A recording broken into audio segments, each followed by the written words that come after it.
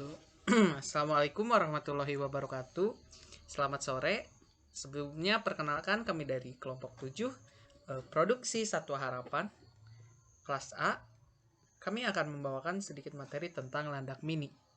Sebelumnya perkenalkan, saya Muhammad Abbas Yabul Mil Hidayat dengan NPM 20.01.1018.0015 beserta rekan saya Muhammad Faisal Akbar dengan MPM terakhir 220.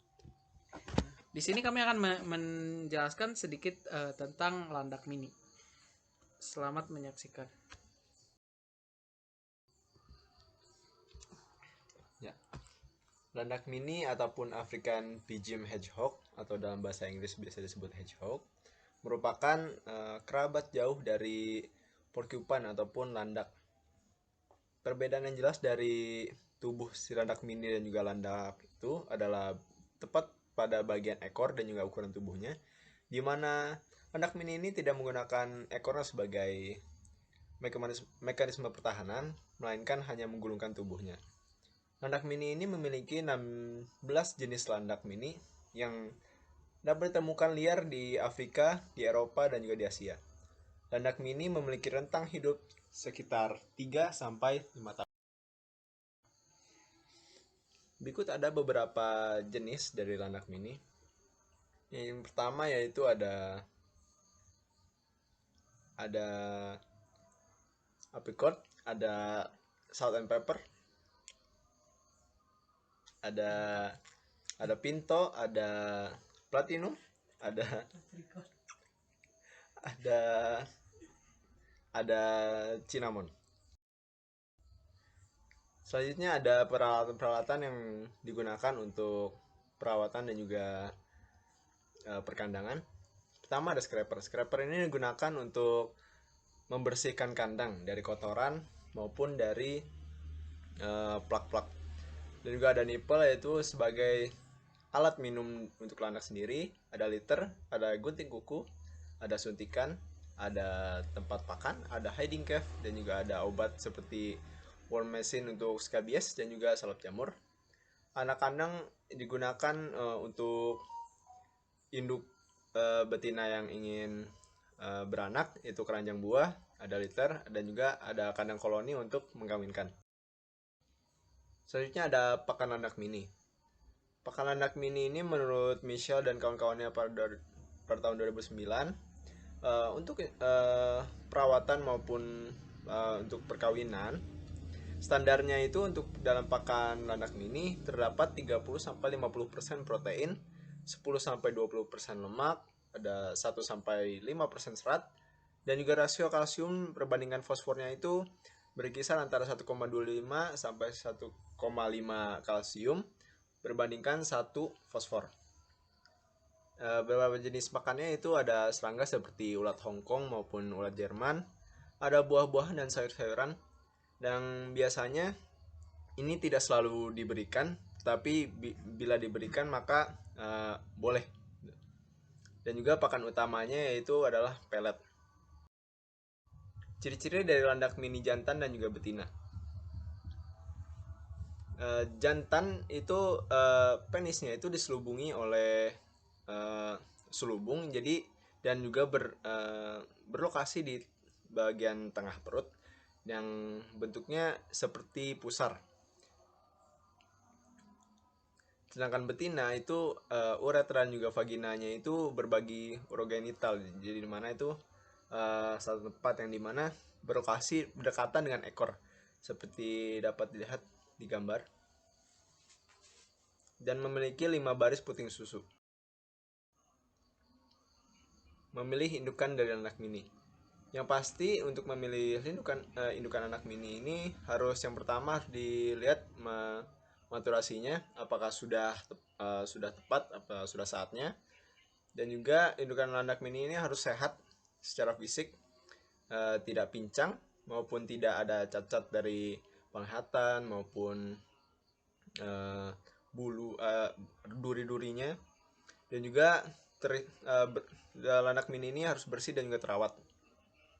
Untuk memudahkan proses perkawinan ataupun perawatan, disarankan untuk memilih indukan yang jinak, dan juga dari keturunan yang berbeda, jadi dihindarkan proses inbreeding, dan juga membeli landak yang satu jenis, sespesies, untuk memastikan bahwa tidak ada campuran antara jenis warna dari landak itu sendiri. Pemeliharaan landak mini. Pemeliharaan landak mini ini, pemberian pakan bisa dilakukan 2 kali sehari, dan juga dengan rasio 1 gram per 1 ekor, 10 gram per 1 ekor, dan dibersihkan kandang 1 kali seminggu, ataupun dilihat dirasa sudah bersih, ya sudah kotor, dan dijaga terus, dan juga dilihat keadaan dari induk landak sendiri, apakah terjadi luka di saat proses perkawinan maupun di saat dalam kandang koloni, apakah melukai masing-masing dari indukan atau tidak. Selanjutnya saya berikan kepada. Oke, terima kasih Faisal. Mungkin selanjutnya yaitu predator. Apa sih predator yang paling mengganggu untuk kita beternak landak mini ini? Oke, sebelumnya sedikit informasi, kalau di alam liar pun sebenarnya landak mini itu tidak memiliki predator. Akibatnya landak mini ini mengalami overpopulasi gitu. Nah, maka dari itu kalau kita ingin beternak landak mini, maka kita tidak perlu khawatir adanya predator. Nah, selanjutnya ada koefisien zooteknis. Nah, landak mini ini mengalami dewasa kelamin antara 4 sampai 5 bulan. Tapi untuk siap kawinnya itu di usia 6 bulan. Nah, untuk seks rasionya itu 1 jantan dan mohon maaf harusnya 4 betina, dan untuk sekali beranaknya itu antara 1 sampai 6 ekor anak landak atau kita sebutnya hoglet. Nah, landak mini ini bunting selama 30 sampai 45 hari dan akan beranak gitu. Nah, setelah beranak, si induk ini akan menyusui anak-anaknya itu selama 1 bulan. Setelah 1 bulan baru si anak akan disapi. Nah, setelah disapi, alangkah baiknya kita mengistirahatkan induk landak selama 3 sampai 4 minggu setelah masa sapi. Kemudian biasanya atau umumnya pada umur 2 bulan ini landak sudah dapat kita jual ya. Nah, mortalitas landaknya itu sekitar 30% kematian. Jadi anak landak itu yang hidupnya itu sekitar 70% ya. Kemudian ada koefisien teknis. Kita bisa lihat di sini ada asumsi dan koefisien teknis, kemudian ada nilai dan juga ada satuannya ya. Nah, ini ada asumsi skala usahanya itu ada 100 ekor dengan betina awal itu 80 ekor dan jantan itu 20 ekor. Kemudian harga dari betinanya itu kita harga beli ya. Iya, ini harga beli ya. RP 200 ekor, kemudian harga jantannya juga sama. Nah, kemudian harga jualnya itu yang umur 2 bulan itu sekitar 150.000.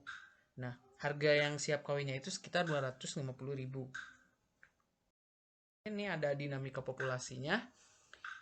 Bisa dilihat dari tahun pertama, tahun kedua, dan tahun kedua. Nah, karena usia produktif landak itu hanya 3 tahun, jadi saat tahun ketiga di pertengahan tahun kita akan menyiapkan bibit baru dari anak-anak yang telah diseleksi untuk menggantikan indukan yang akan mengalami masa akhir atau yang sudah tidak berproduksi lagi ya. Nah, ini mungkin bisa dilihat. Nah, selanjutnya ada analisis ekonomi. Ini biaya pemeliharaannya selama 1 tahun. Nah, untuk indukannya itu 100 ekor dengan seks ratio itu 1 sampai 4. Kemudian bisa dilihat ini indukan, ada jantan dan betina, jantannya 20 ekor, betinanya 80 ekor dengan harga 250.000. Kemudian betinanya 250.000, bisa ditotal, dan yang lainnya biaya kandang, terus pakan, ada pemeliharaan sama obat-obatan. Nah, pakan ini kita peletnya itu per minggu gitu. Jadi beli peletnya itu per minggu. Nah, ini total karungnya per tahun gitu. Jadi per tahun itu sekitar 50, kan per tahun itu 51 minggu ya. Nah, kita beli peletnya itu per minggu. Jadi karungnya mingguan gitu. Itu sekitar 51 karung ya. Itu dikaliin 260. Kemudian ulat Hongkong juga kita per minggu, tidak terlalu sering, sekitar sekilo ya, setengah kilo untuk 100 ekor induk. Itu harganya sekitar 25.000. Jadi itu bisa ditotal. Nah, untuk bidding atau serbu kayu ini kita tidak sebenarnya tidak usah membayar gitu, karena biasanya ini juga limbah ya. Tapi kalaupun kita ingin membayar itu sekitar 5.000 per karung. Ini ada yang lain-lainnya, dan obat-obatan juga jangan lupa untuk menjamin hewan kita itu selalu sehat gitu. Nah, kemudian ini ada keuntungan di tahun pertama. Anakannya itu kita patok dari 3 sampai 6 ekor per indukan. Terus dikali beberapa kali dia beranak dalam 1 tahun, terus dikali jumlah indukan yang ada, kemudian dikali harga kita pasang 150.000. Kemudian dikali juga mortalitas, jangan lupa 30% yang mati. Jadi yang didapat itu sekitar 100.800.000 per tahun. Nah, itu untuk yang 3 ekor per indukan. Kalau untuk yang 6 ekor per indukan, kita mendapatkan 1.600.000 gitu. Untuk total bersih per tahun pertamanya itu ada 54.562.600 rupiah. Nah, untuk yang 6 ekor per indukan itu ada 1.355.362.600 rupiah. Kemudian ada pemasaran landak mini. Nah, landak mini ini kita bisa pasarkan di e-commerce seperti Shopee ataupun Tokopedia ataupun Lazada ataupun dan lain-lainnya ya. Nah, kemudian kita bisa jual di pasar hewan ataupun di pet shop. Nah, untuk peluang yang paling besarnya itu kita bisa pasang di e-commerce seperti Shopee ataupun Tokopedia, karena jangkauannya itu hampir seluruh Indonesia gitu. Hanya saja yang menjadi hambatan pengiriman untuk hewan-hewan hidup ini agak lumayan susah gitu ya. Kalau misalkan seperti itu, mungkin alangkah baiknya kita memasarkannya di pasar hewan tradisional ataupun pet shop yang sedikit modern. Nah, mungkin ini ada daftar pustakanya sedikit.